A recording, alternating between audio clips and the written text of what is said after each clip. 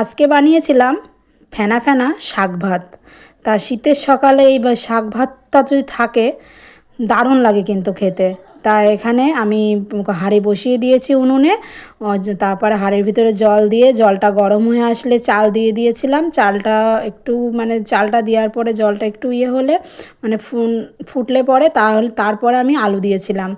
আলুটা ফুটলে এখানে লাউ শাক মা নিয়ে এসেছিলো। লাউ শাকটা মা বেছে তার ভালোভাবে ধুয়ে ভাতটা উতলে গেলে মানে উতলালে পরে ওই ভাতের ভিতরে লাউ শাকগুলো দিয়ে আর ফেনা ভাতে যেটা না দিলে একদমই স্বাদ হয় না সেটা হলো লবণ। মা ফেনা ভাতে স্বাদ মতো লবণ দিয়েছিল।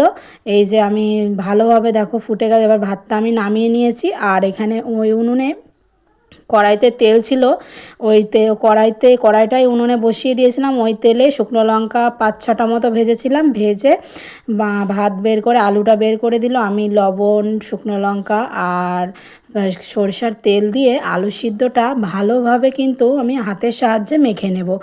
সত্যি বলছি, এই ভাতটা যদি থাকে না সকালে, শীতের সকালে আর কিছুই লাগবে না।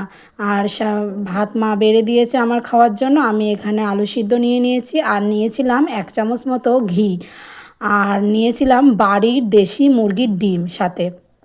তারপর আমি এটা ভালোভাবে আলু সিদ্ধ দিয়ে মেখে, সত্যি বলছি এটা মানে অসাধারণ হয়েছিল খেতে। তোমরা যদি একবার বাড়িতে এইভাবে রান্না করে খাও, ভিডিওটা যদি ভালো লাগে তা লাইক কমেন্ট করো। আর তোমাদের যদি